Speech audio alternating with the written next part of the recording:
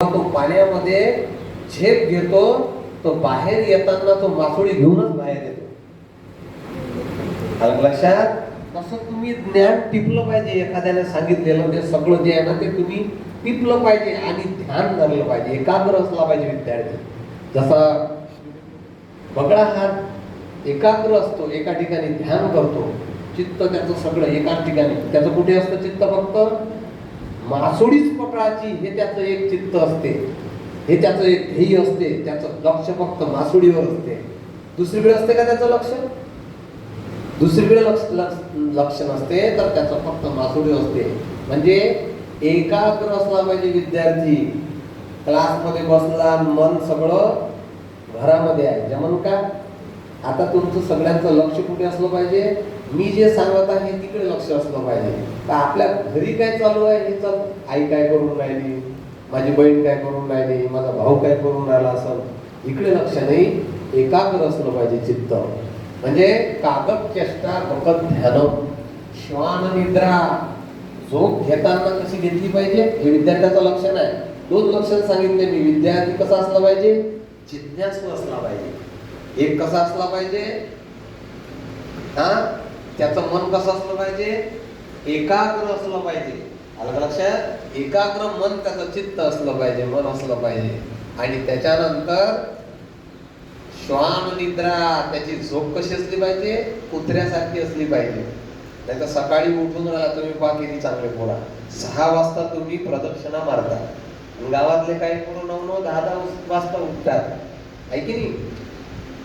कुत्र्यासारखी झोप असली पाहिजे. कुत्रा पहा तुम्ही कसा झोपतो. पाहिला का तुम्ही कुत्र्याची झोप? त्याच्या समोर असा पाय जरी आदळला तर लगेच तो डोळे उघडतो. पण तुमच्या समोर बकेटनं पाणी जरी टाकलं तरी तुम्ही उठत ना, आहे की नाही? अशी काही बहादर आहे. पण कुत्र्यासारखी झोप असली पाहिजे. श्वान निद्रा हे विद्यार्थ्याचं लक्षण आहे. तुम्ही विद्यार्थ्याचे लक्षणं सांगून राहिलो. आलं लक्षात? 3 लक्षणं पाहिले आपण. कोणकोणते पाहिले मग आता? जिज्ञासा, एकाग्रता आणि एक कुत्र्यासारखी झोप. एक आहे झोप. आलं का लक्षात? श्वान निद्रा. आणि एक आहे अल्पहारी. हे 4थं लक्षण आहे विद्यार्थ्याचं. आहार कसा घेतला पाहिजे? जीवनच राहिलं, जीवनच राहिलं. जनते का बफेत केला, खातच बसला, जमल का? नाही ना. अल्प आहार घेतला पाहिजे विद्यार्थ्याला.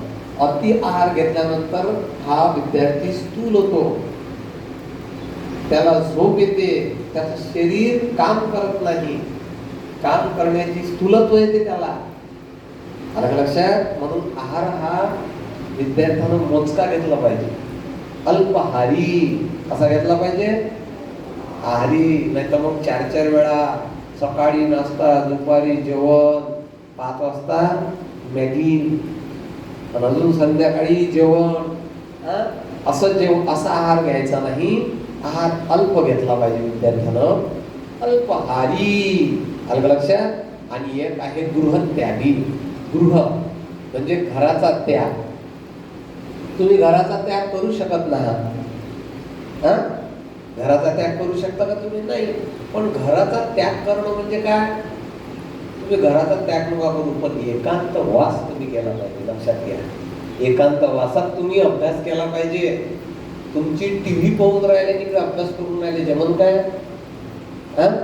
नाही. म्हणून एकांत वासात तुम्ही काय केलं पाहिजे? अभ्यास केला पाहिजे. आता बघा, गृहत्यागी, अल्पहारी, आहार सुद्धा अल्प घेतला पाहिजे. आणि एकांत वासात तुम्ही काय केलं पाहिजे? अभ्यास केला पाहिजे. हे 5 लक्षणं विद्यार्थ्याचे आहे. तुम्ही एकांत वासात अभ्यास करू शकता. आणि एकांत वास जर तुमच्याकडून होत नसेल तर तुमचा अभ्यास होत नाही. म्हणून बरेच विद्यार्थी आळंदीला जातात. बरेच विद्यार्थी, तुम्हाला माहित असेल नसेल, एकांत वासातच जातात अभ्यास करण्याकरता. डोंगरावर जातात, कोणी दऱ्याखोऱ्यात अभ्यास करणारे आहेत, एखाद्या नदीच्या काठावर अभ्यास करणारे आहेत, एकांतवासात अभ्यास करतात. हे विद्यार्थ्याचं लक्षण आहे. त्याच्याशिवाय अभ्यास होत नाही. लोकांतात विद्यार्थ्याचा अभ्यास होत नाही, तर एकांतात अभ्यास होतो. आलं लक्षात? हे विद्यार्थ्याचे 5 लक्षण आहे. तुमच्या लक्षात आले का? कोणते कोणते सांगा. जिज्ञासा, एकाग्रता, निद्रा, आणखी अल्पहारी आणि एकांतवास. पूर्वत्याग किंवा एकांतवास. अलग काही जण घर सोडून जातात, अशी सुद्धा करतात, तेव्हा पुढे अभ्यास होते, आहे की नाही. पण तुम्हाला घराचा त्याग करावा लागतो, म्हणजे घरच्या लोकांचा त्याग करून एकांतवासात एका खोलीत जाऊन तुम्हाला अभ्यास करावा लागतो. चार चौघात तुमचा अभ्यास होत नाही, हे विद्यार्थ्याचं लक्षण आहे. मी एवढंच सांगतो. आणि एक माऊलीची ओवी आहे, सकल तीर्थाची धुरे जी एका माता पितरे तया शरीराची कीर शरीरे लोण कीजे. लोण या शब्दाचा अर्थ होते कर्ज. अलग लक्षात. लोण या शब्दाचा अर्थ काय होते? कर्ज, परतफेड. आपल्या आई वडिलांची जे परतफेड आहे ना, ते आपल्याला उपकारानं करायची आहे. आपल्याला जन्म दिला त्या आई वडिलांचा उपकार आहे आपल्यावर.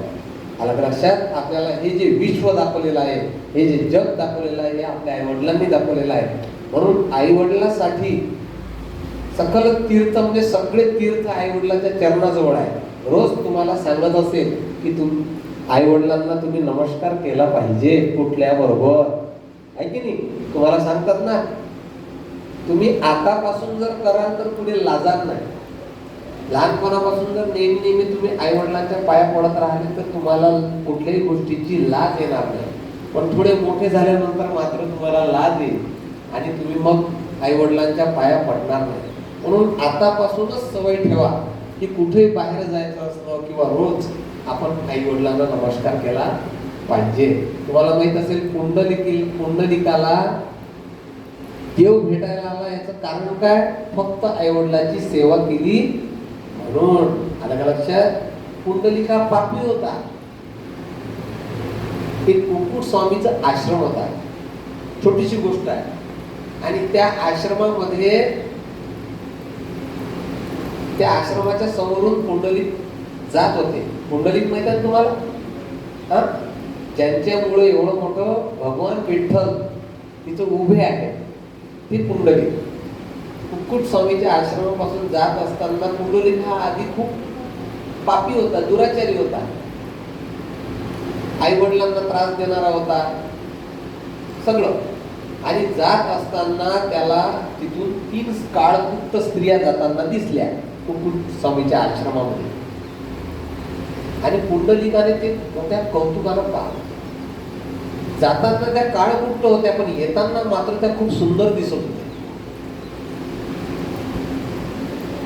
मग पुंडलिकाने त्या स्त्रियांना विचारलं की तुम्ही जेव्हा इथून गेले तेव्हा काळकुट्ट होत्या आणि आता तुम्ही खूप सुंदर दिसत आहात, याचं कारण काय? त्या स्त्रियांनी सांगितलं की आम्ही या नद्या, गंगा, यमुना, चंद्रभागा, ह्या सगळ्या आम्ही नद्या आहोत. अरे पुंडलिका, तुझ्यासारखे पापी लोक आमच्या